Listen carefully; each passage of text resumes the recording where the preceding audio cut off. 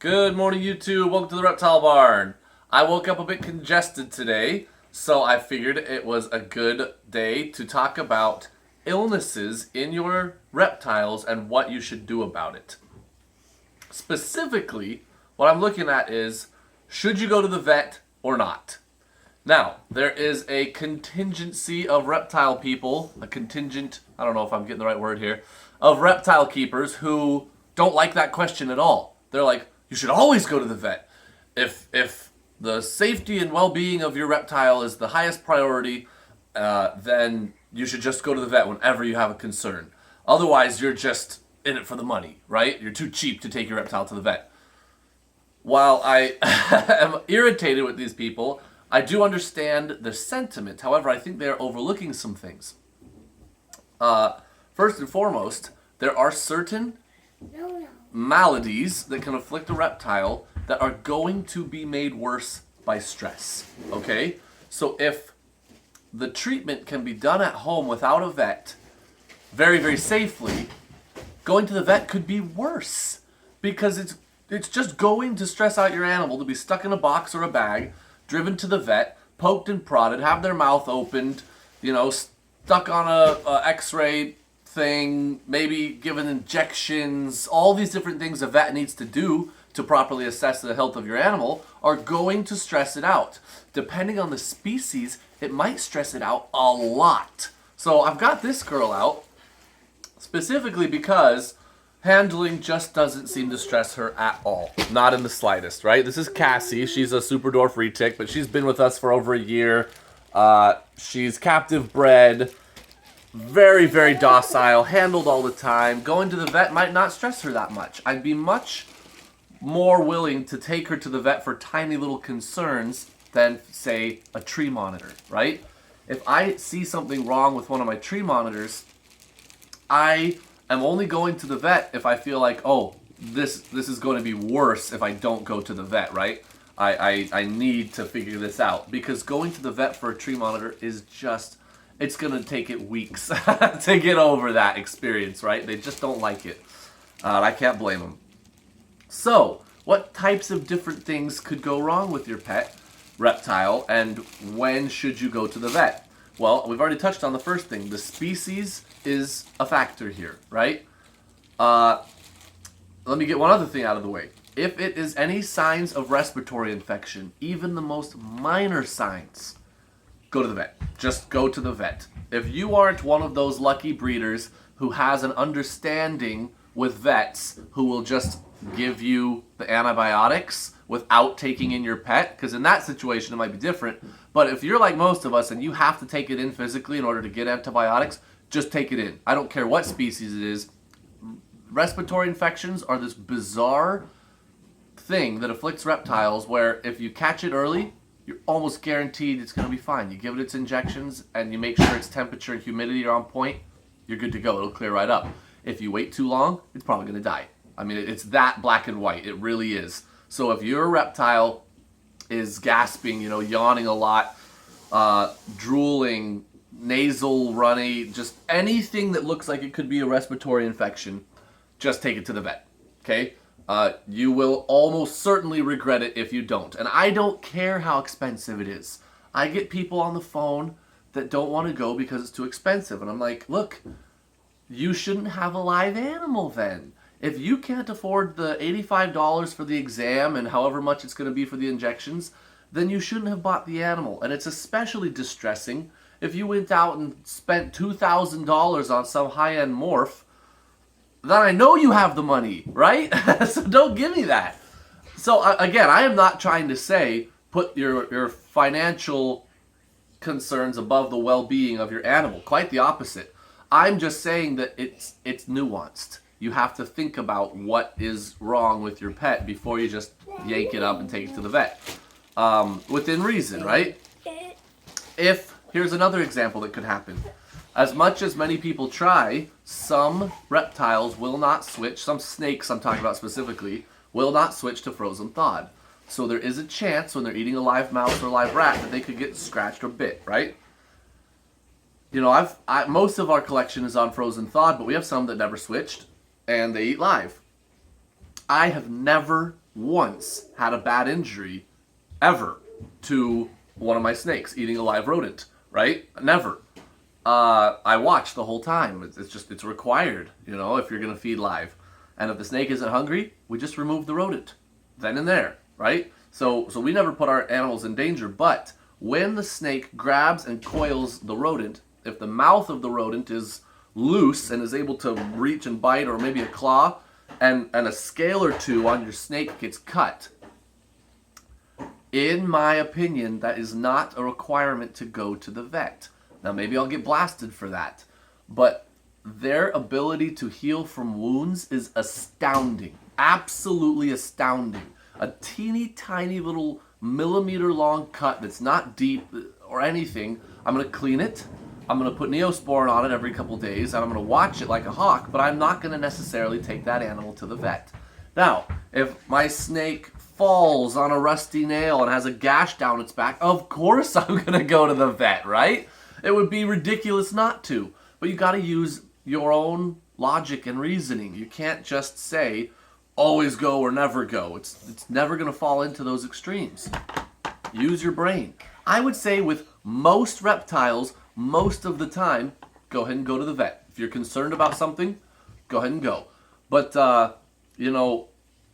if you are someone who's kind of a hypochondriac, right? Who always thinks something's wrong, and now you're starting to project that onto your pets, well, you're going to be spending $30,000 at the vet every year. If every time your snake looks at you funny, you're like, it might be sick, I'm going to the vet. What if you have 10 snakes and you're taking all to the vet every week?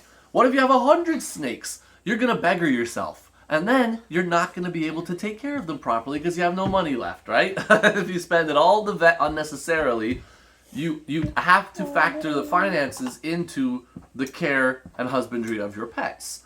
Of course, just like with everything. So I know people who are vicarious hypochondriacs, right? Who think everything is wrong with their pet all the time.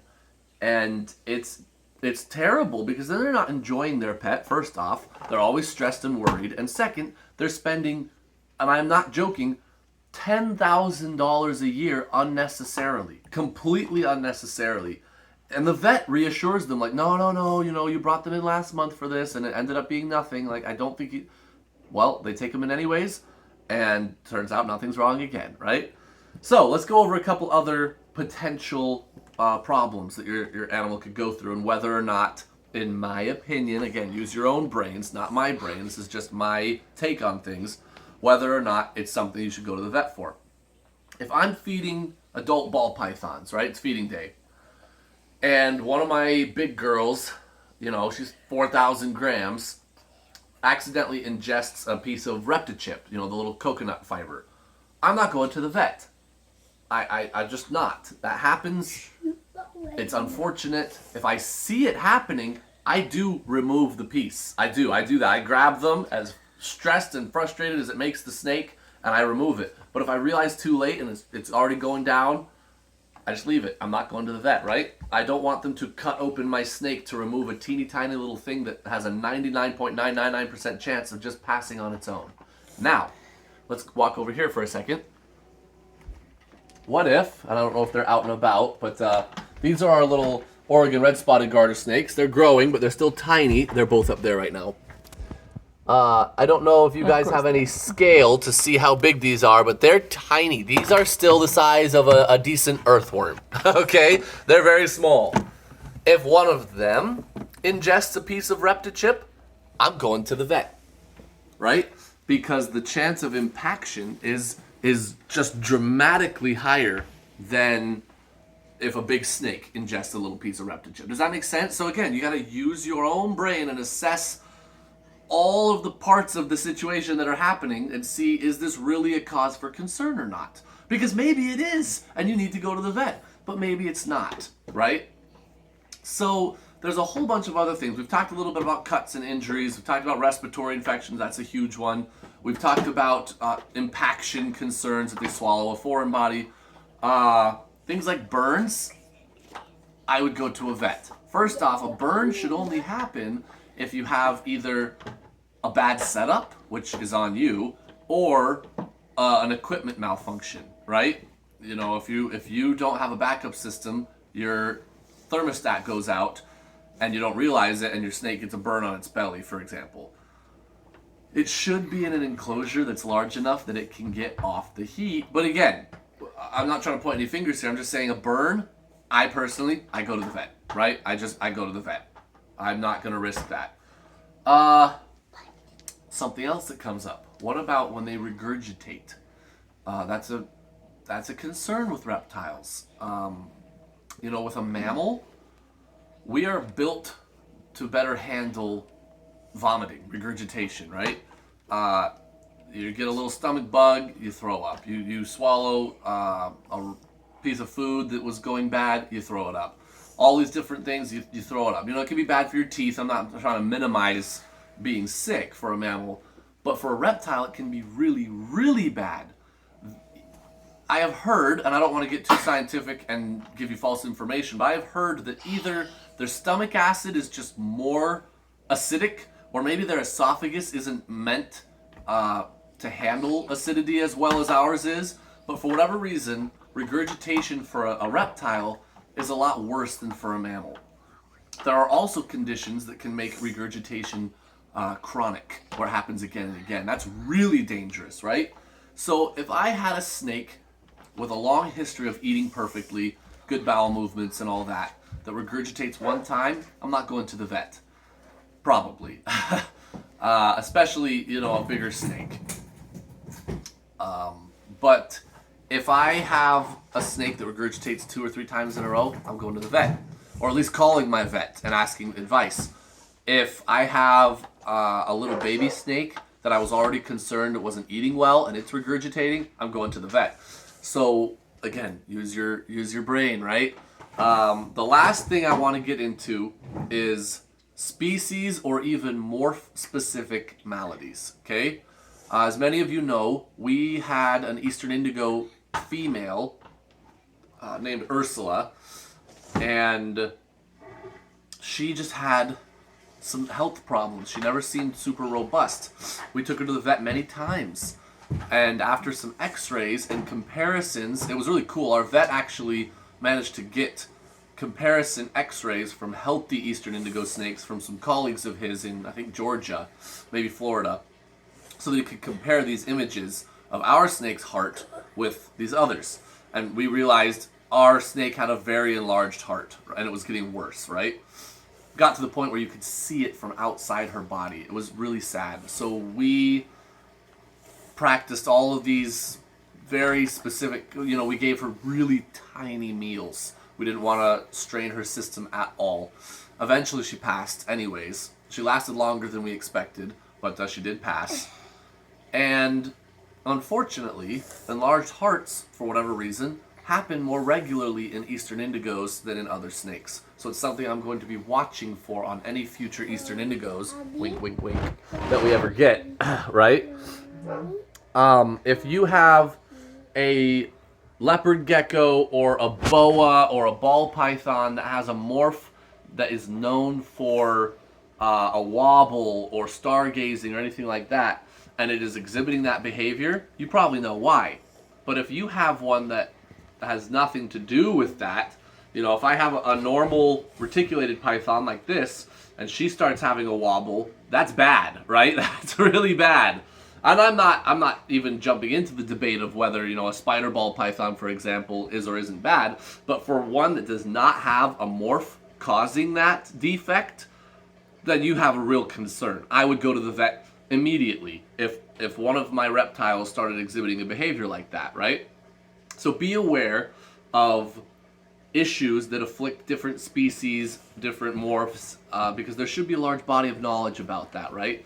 You know, if you have a species like an Eastern Indigo, for example, I just mentioned them, they are known to not open their jaws as wide as many snakes. So you can't give them these giant meals. You just can't do it. It'll hurt them, right? You have to know that. You have to be aware of these things so that you can deal with any issues they have in an appropriate way based on what they are, right? So that is all I wanted to get into. I hope that the takeaway from this wasn't, oh, the reptile barn said don't ever take your reptiles to the vet. The opposite, okay? the majority of the time, err on the side of going to the vet.